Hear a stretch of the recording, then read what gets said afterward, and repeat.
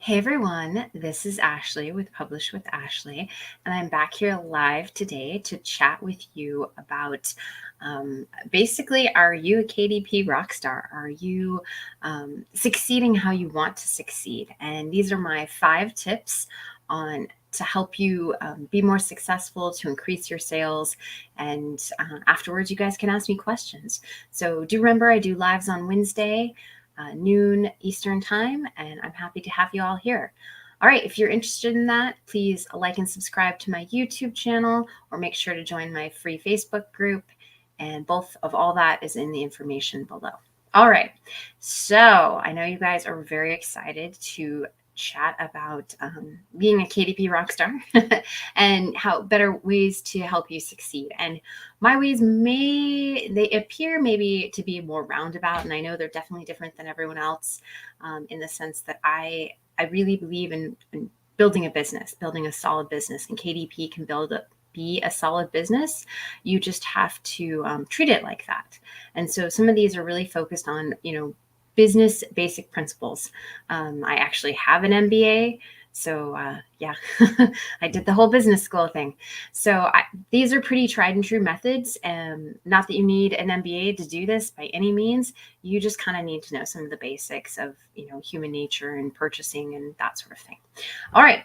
So one of the things too I wanted to do before we get into the 5 tips is I wanted to get your success stories. So I'm going to be doing some interviews. I have a few interviews lined up with fellow YouTubers and people who are in my mastermind group, but you all who are out there in YouTube land or my Facebook group, I would love to, if you would be interested, come on my YouTube channel and I will interview you.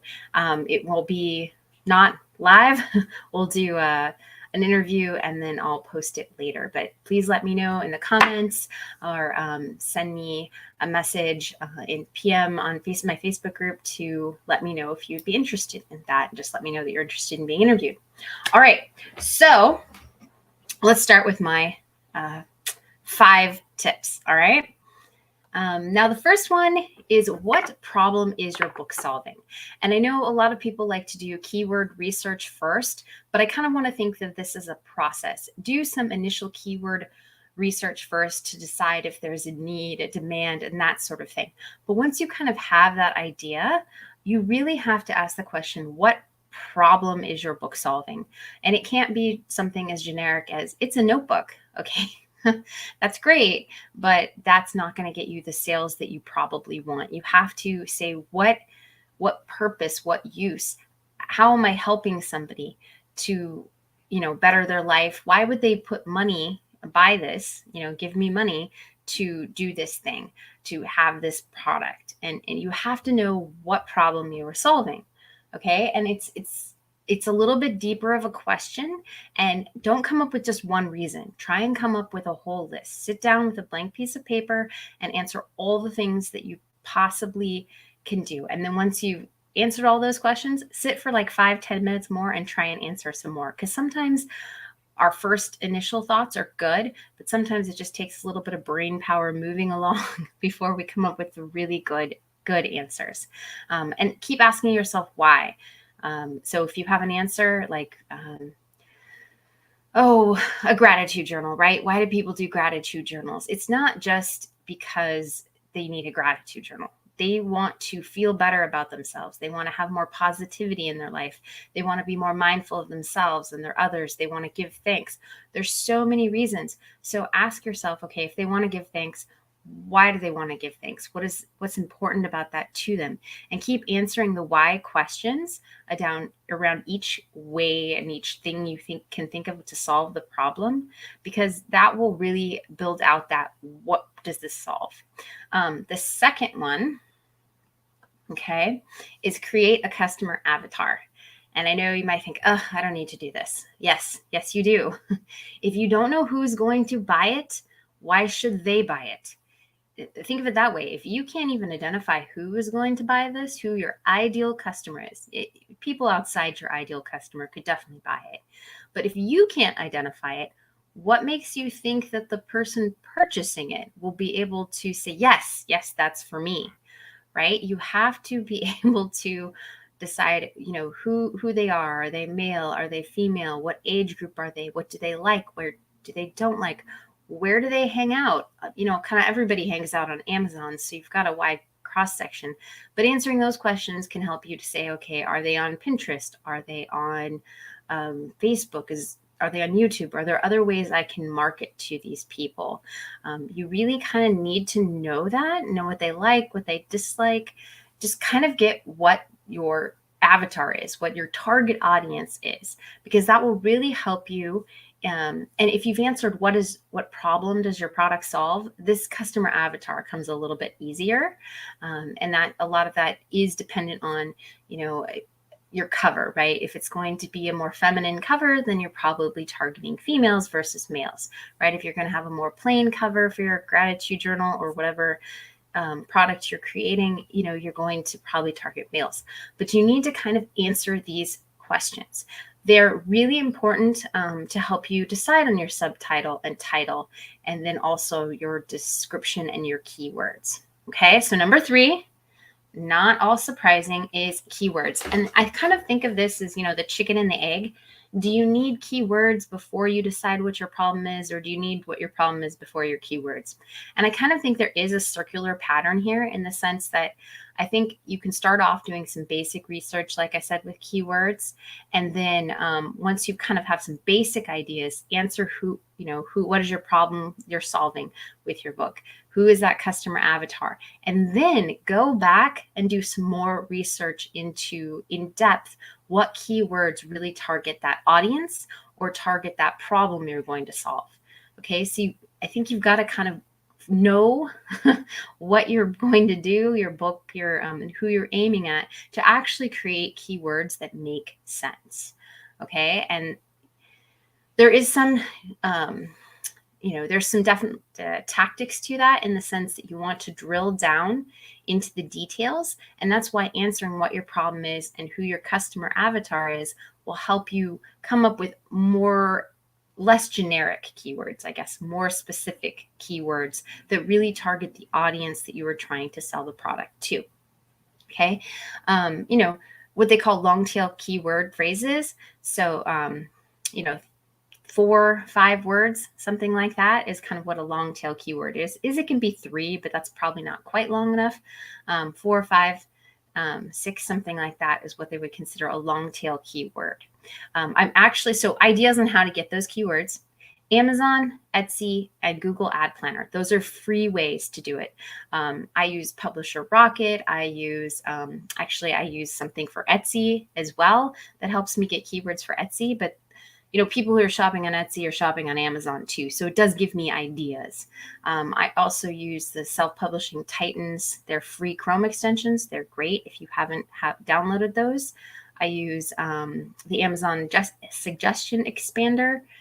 Those are free tools.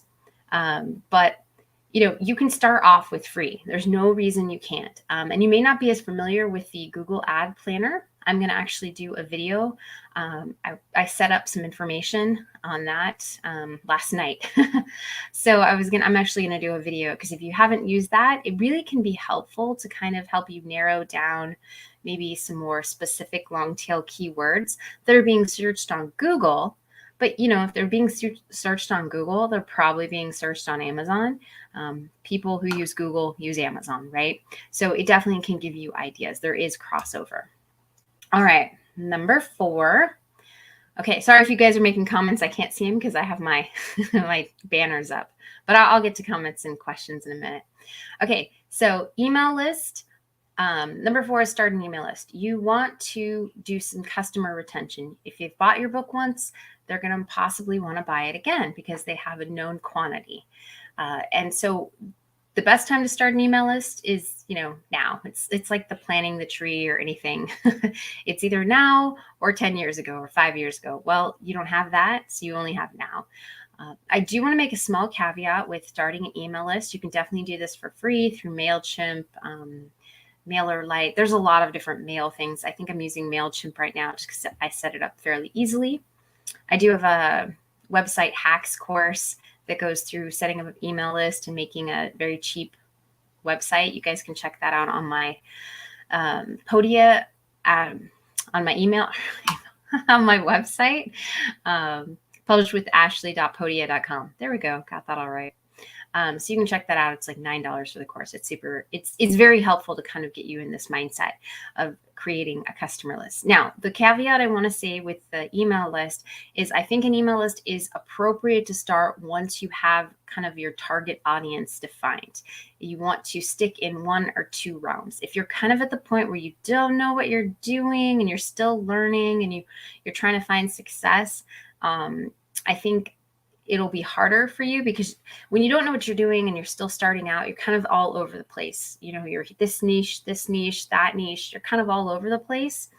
And it's hard to to buckle down. But once you kind of have maybe 2 niches, and I don't even want to say niches, I want to say audiences. Once you have 2 audiences you want to focus on, that might be 2, 3. I would definitely start with 1. But once you're kind of down to that point, you're like, oh, I can sell. I'm really good at selling products for teachers. Okay. If that's your audience, teachers, then that's when the time is to start an email list.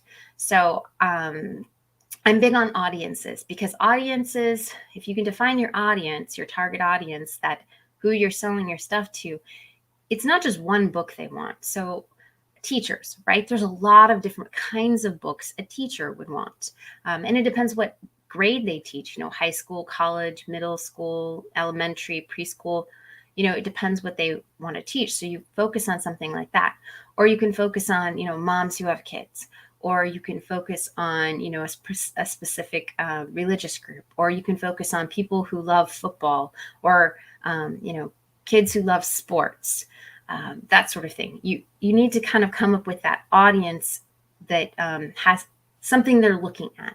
And then within that, it's kind of, it's a pretty wide scope. Teachers, for example, there's teacher planners, there's teacher appreciation gifts, there's, what else?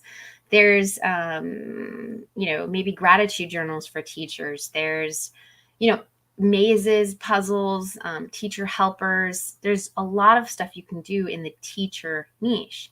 And so once you have that niche, kind of that audience niche kind of set out, then you can start to create an email list. Okay. And my last tip, create a process or a system that works for you, not one that necessarily works for me.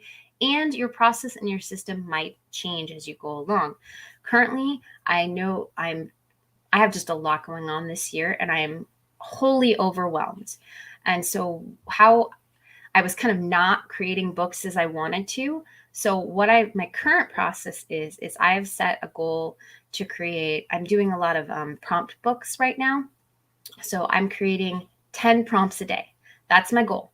And for 365, you could say that 10 prompts a day is going to take a while to get to. But the thing is, I'm consistently trying to hit that 10 prompts a day. If I get more, great, I'll finish sooner. But it's a small goal that I know I can accomplish every single day. And that way I continue along and make progress, rather than being like, oh, I'm too busy, I can't get anything done. I decided that was an excuse. And so my method now has been to work on a specific set thing each day.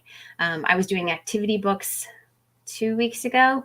And so I did 1 page a day. That was my goal, to get 1 page a day. Sometimes I got 2 pages a day. That's fine. Right. So I've set kind of small measurable goals for myself that I can continue on. And that's my current process. I've been trying to come up with a project as soon as I'm done with my project, so that I don't, have this lapse in time where I'm like, oh, what is my next project going to be? So I'm trying to really set specific and focused goals, because my life is crazy right now. So that's how my process is going. But you need to find a process that works for you so that you consistently can publish.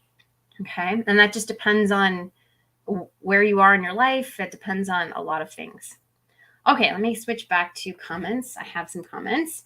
So let's see. Hello, Lucy. Hello, XX. Concord says, hi, Ashley. I'm struggling for sales, but friends, family, and relatives in my health group say they think my books look awesome. Got some sales, but ads ACOS too high. Yes. Well, it's good. People are saying that they like, friends and family. Friends and family are not often the best judges. Sometimes because they're just so amazed you did it that they're like impressed. So they can be good in the sense of, why do you like it? If you ask, what do you like about it? What do you not like about it? If you start asking them critical questions of like, okay, so you say you like it, what could be better? Sometimes you can get some better, accurate feedback. Now, it's good you're having sales. The thing with ACOS is in advertising, you really got to focus on that target audience. Try and figure out who your health book is really for, like a small audience. Okay. And try and focus on advertising to them and see how it goes. I was looking at marketing to, I had a entrepreneur type book that helped with defining target audience and stuff like that, and marketing and various things. It was kind of a fill out book, and it was a planner, and it's pretty detailed. But I found that if I advertised it towards bloggers, I did better, right? I didn't advertise it to the big entrepreneur sphere. I decided to pick like a few target audiences.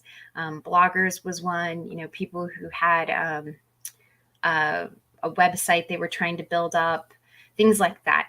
And that really helped a lot. So try something like that. Try and not just focus on the big group of health. Try and think exactly, define that ideal avatar. Define one or two of them, and then see if you can have any success with that. It is difficult, and it does take time to really do that. And it does take experimentation and some failures. Advertising, anyone who's in advertising, if you learn anything about advertising is about experimentation. It is about trying and testing and trying and testing and trying and testing and trying and testing. And good advertisers, they are persistent and they just keep trying things. If it doesn't work, if the cost is too high, they stop and try something else. And it's why most people give up, because it's hard, right? So that's my suggestions. Customer avatar. Yeah, I think I've hit that. Customer avatar, who they are, age group, where they hang out, just a bunch of questions like that. What do they like? What do they dislike?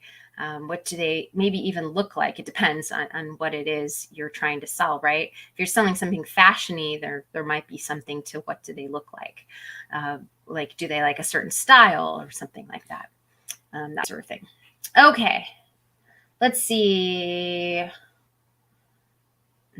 I think it's Maud. Maybe I said that right. Your first month on KDP, and you're learning for months now. I've made 4 sales this month, but I still find it difficult to find that profitable evergreen niches. Any advice? Keep digging. A lot of it, like I said, to me, I found the most success in finding an audience, because I was kind of like you guys, like everybody. I didn't know what I didn't know. And so I started just throwing niche here, evergreen niche here, this, that. And I just kind of threw a bunch of stuff at the wall. And I kind of, through that process, which was good, I discovered what I liked and what I didn't like, and what I like to create and what I don't like to create. And so that was good. But then once I kind of set that out, I decided, okay, now who do I understand really well? Who can I market to really well? And once I really sat and changed my business to that, I found an audience instead of just a niche. I've seemed to do a lot better. And it's just hard to describe that process, because it takes time to get yourself there. The other thing, just in general, if you're to more success, usually when you're beginning, is all about being more specific. It's really about, like I said, instead of just targeting any sort of entrepreneur, targeting bloggers or targeting someone kind of specific, stay-at-home moms, just anything that's a little more specific than kind of like teachers. Teachers is okay, but high school teachers, preschool teachers, that's kind of specific. Kindergarten teachers, Kindergarten teachers who teach special education or something like that, or middle school teachers who teach PE, right? You've got to be a little bit more specific than just teachers. Teachers is a good start, but how are you really focusing on that person and that audience?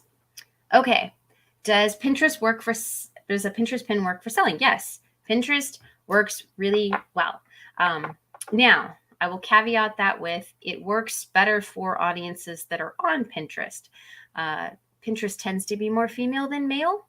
So if you're aiming at a male audience, there are men on Pinterest. There's just not as many. So a female audience is definitely a better choice on Pinterest.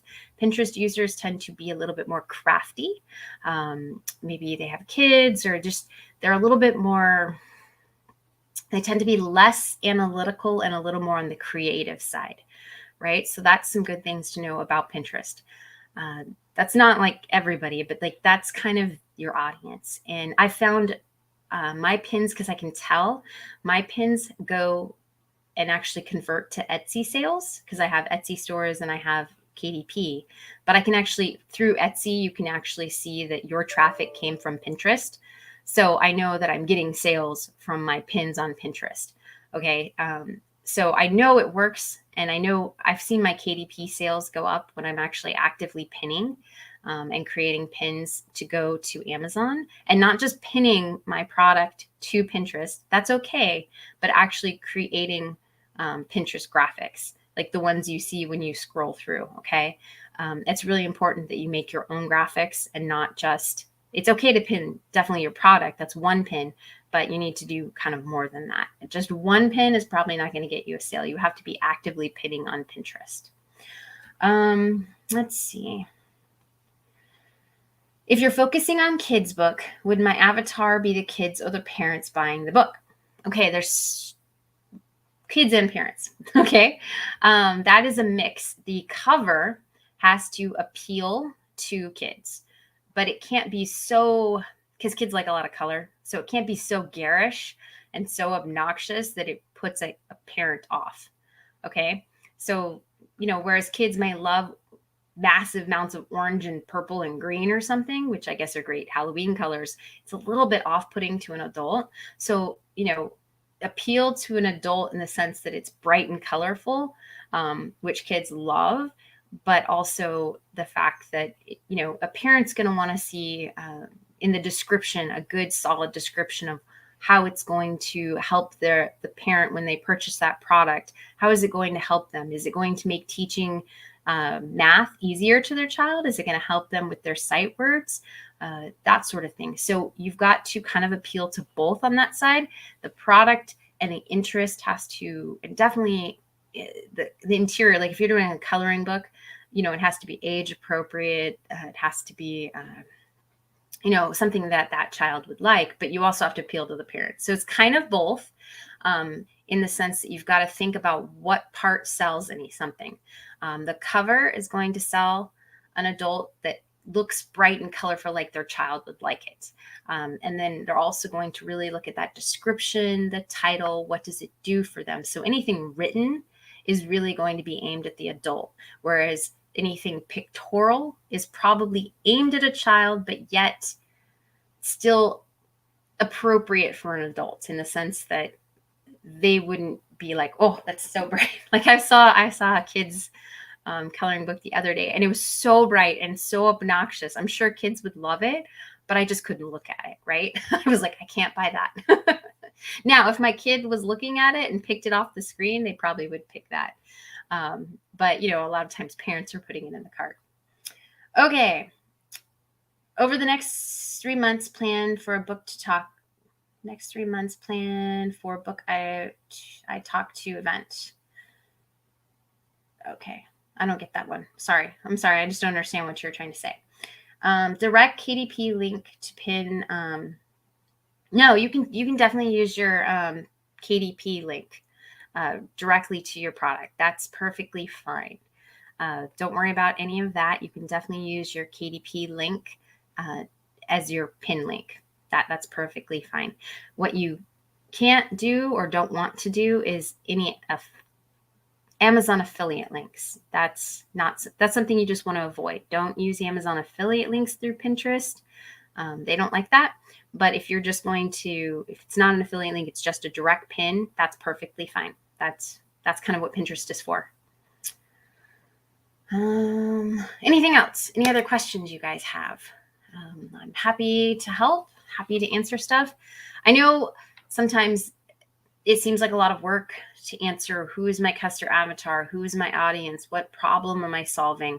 But guess what? It's kind of also a lot of work to make 100 books and have none of them sell. And whereas not all of your books will sell, the more questions you can answer, the more focused you can be, the more likely your books are to succeed. So in the beginning, maybe 1 out of 100, 1 out of 500 books might do okay. Whereas, if you start answering the questions and thinking about it, you end up with like 2 out of 10, 3 out of 10. I think, 1 out of 100 was like what I used to be. And now, because I've kind of focused on an audience that I know and I understand, I have like 2 or 3 audiences. I would say my success rate is maybe 5 out of 10. So the last books I did, it was all of like, I had 8 books I put out there and 8 books did well. But I knew the audience. I had an email list and I knew that those would do well because they're kind of tried and true. So you've got to, I think, as you understand your niche more and you focus and you create a business rather than just throw a bunch of stuff on KDP, you're going to find more success, and you're going to find more success easier. Now, the kids market is awesome. I think there's a great kids market out there and you can break into it. It does take a while and it takes time, and you're probably not going to see a million sales at the beginning. But I think if you can really get and build a brand, kids books always sell because kids go through, my kids will go through an activity book in a day, right? They go through them so quickly. And so as a parent, you're always buying them. And as grandparents or other people are buying them as gifts. So it is a good market to be in because they get purchased, a lot of them.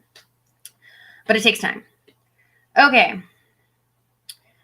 Is it normal that the first few months are not too profitable, or is there something wrong? You know what? It's normal that the first few months are not profitable, mostly because you don't know what you don't know, in the sense you don't know what you're doing wrong. And so it's hard to fix. Any sort of business you're going to go into, you need to evaluate what is working and what is not working. And when kind of not a lot is working because you don't understand the market as well as you would like to, it's hard to answer those questions, but it does take time to kind of focus in. What I tell most people when I've seen other people's stuff, when they ask me questions or show me something, I'm always like, who's it for? Who specifically is this book for? And they're like, it's for, anybody who likes bears or something. And I'm like, nope, that's not going to sell. So really, I think trying to answer the first 2 questions, what problem do you solve? Who is it for? And who, your customer avatar, really honing in on that, really drilling down to say, middle school PE teachers. Okay. That's a pretty specific, target market. I did a teacher's planner, and honestly, I focused on middle school PE teachers and it worked really well. So, I didn't try and hit everybody. I tried to hit middle school PE teachers and it did well. So, I did one, I think, with music teachers too, or something. And you've got to kind of think, like, just focus in, and then that will help you become more profitable, learn more, and just do better. Okay, let's see. Hello to Facebook user. Do you make my own covers or do I outsource? I make my own covers. I make pretty much everything. I do buy some interiors. Just the other day, I bought an interior because I knew my audience would like it. And it was a specific one. I follow a lot of people and in the whole KDP realm. And it's not anything that was on Creative Fabrica or anything like that. So I'm taking those and I'm going to customize them to my audience, but I didn't want to spend the time making all of them myself. So I'm going to take theirs as a template, rework them, and use them and create something specifically for my audience. But my covers, I always do myself. My interiors, I usually make myself from scratch, or if I do purchase something, it is for a specific purpose, and I usually end up reworking probably 50% of it. But that does save me a lot of time, and so I will do that. If I find something like this one, I was really excited because I hadn't thought about this. I guess direction is the right word for my audience, but I know it's something my audience would really like. So I'm going to create the book and then send an email out to my email address or email list. And hopefully I'll get a few sales just from that. And once I get a few sales, hopefully the Amazon algorithm will pick it up as well. Okay. For pins, do you pin, say, an average 10 per account per board? So you want to at least have eventually build out 10 boards, and yeah, you're going to want 10 per board. But if you're actively pinning, you're going to continue to rack up more boards. So you can do repins. You can do your own original pins. You can go out on the internet and do a pin for something that your audience would like. But if you're actively pinning, eventually 10 pins times 10 boards, that's 100. You're going to want more than 100 pins on your Pinterest business account, or it's going to go inactive. So you've got to actively pin. The more active I pin, the more I see conversions. I see them through Etsy. I know they're happening on KDP, but I can actually see them on Etsy. So you have to actively pin. I admit I have not been actively pinning lately because I've been really busy, and I knew this year was just going to be crazy. So I'm okay with that. How do I collect the email list for book marketing? So MailChimp. How do you actually do it? So in your interior of your book, you're going to have, some sort of free offer. Please get this, sign up for my email list. I usually call it like my VIP list or something like that, something that sounds cool, and get 10 free coloring pages or whatever you want. You need the free offer to be something that your audience was interested in. So if it's in a coloring book, 10 free coloring pages is, a good thing. If it's in a gratitude journal or something like that, then maybe you could have, my list of 10 ways to be more thankful today, or be happier today, or be more mindful today, or something. You need something that your audience would be interested in. That's a good way to actually use if you buy something off Creative Fabrica and customize it slightly, because it isn't something you're publishing on KDP. It's something you're going to give away to your audience for free. That's good so that you can purchase something, get the right license to be able to do that, but to give it to your audience for free, flattened and all that. Okay. Let's see what else. Hopefully that's helpful. Oh, you can use a QR code too. So you can have a link to sign up for your email list, or you can use a QR code. You can use both, actually.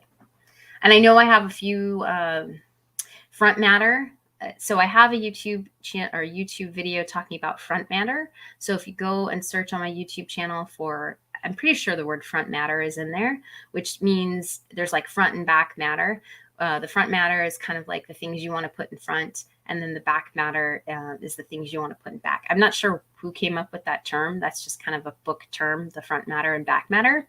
And I go through specifically and show you examples and show you how to create a logo and things like that. You don't have to make your logo really complex, but it can be something very simple. All right. Any other questions? Whew. I've been talking a while. Anyone else have anything? Let me take off my banner. Oh, I have one more thing. I forgot. Coupon for ads course, add 10 if you're interested in learning more about Amazon advertising. I have a KDP bootcamp advertising course until February 21st. You can get $10 off with add 10. That information is in the show notes, so in the description, so you can look at that too. Okay, add 10. All right. Any other questions? If not, I am going to go and I will see you all next week. All right. Thanks. See y'all later. Bye.